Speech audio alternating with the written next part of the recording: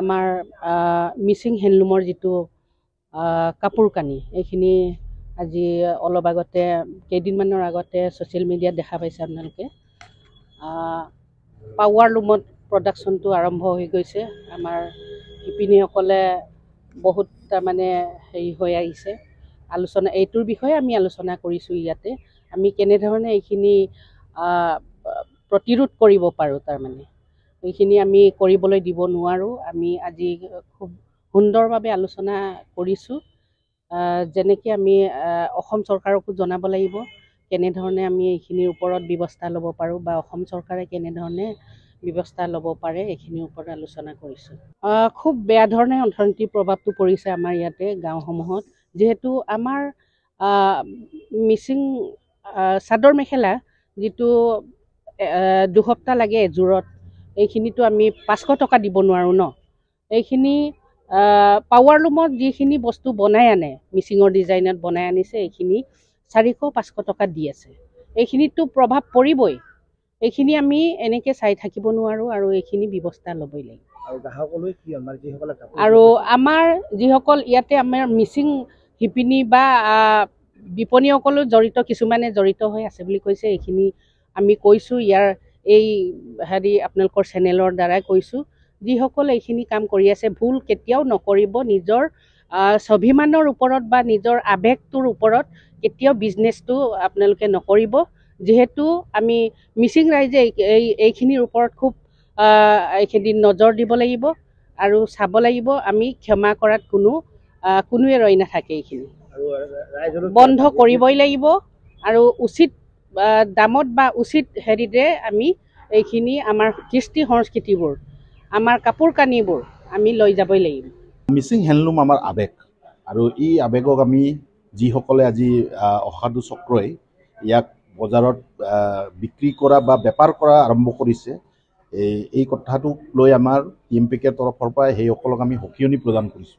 আজি আমি শিপিনী সন্থা আৰু আমাৰ টাকা মিচিং মিমা কাবাঙৰ একেলগ হৈ আমি এটা সিদ্ধান্তৰ দিশলৈ আগবাঢ়িব বিচাৰিছোঁ যে এখেতসকলক আমি যিসকলে আমাৰ মিচিং আৱেগটোক, হেণ্ডলুমটোক আজি বেপাৰৰ লাইনলৈকে নি মেলি 500 টকাত 300 টকাত বিক্ৰী কৰা আৰম্ভ কৰিছে, এখেতসকলৰ বিৰুদ্ধে আমি আইনী যুঁজ ল'ম।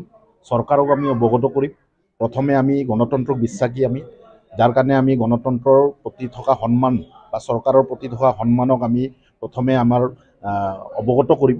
কাৰণ আমি ডাইৰেক্টলি এখেতসকলৰ বিৰুদ্ধে যদি যুঁজ দিওঁ আকৌ পাছত আমাক ধৰিব ক'ব।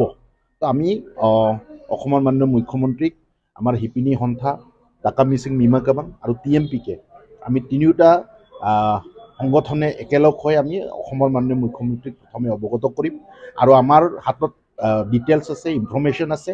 সেইটো গুজৰাটৰ চুৰাটত প্ৰডাকশ্যন হৈছে আৰু সেইটো প্ৰডাকশ্যন কৰি আমাৰে মিচিং কেইজনী মানে তাত সহযোগ দিছে বুলি আমি গম পাইছোঁ। ইতিমধ্যে আমাৰ হাতত তথ্য আহি পৰিছে। এই তথ্যবোৰক আমি মাননীয় মুখ্যমন্ত্ৰীৰ জৰিয়তে আমি এখেতসকলক অৱগত কৰিম।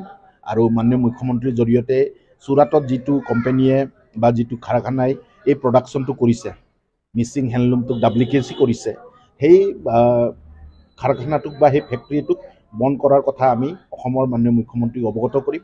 আৰু আমাৰ যিসকল আমাৰ নিজৰে ভাই ভণ্টীসকলে মিচিং জাতিটোৰ হেণ্ডলুমটোক, আমাৰ আই মাতৃসকলৰ আৱেগটোক যিসকলে অসাধু চক্ৰৰ লগত বিক্ৰী কৰিব বিচাৰিছে, তেখেতসকলক কিন্তু আমি এৰি দিয়াত নাই বুলি আমি আজিৰ সভাত আমি সিদ্ধান্ত গ্ৰহণ কৰিছোঁ। তেখেতসকলৰ ওপৰত আমি ব্যৱস্থা গ্ৰহণ কৰাৰ কথা আমি সকলোৱে সহমত প্ৰকাশ কৰিছোঁ।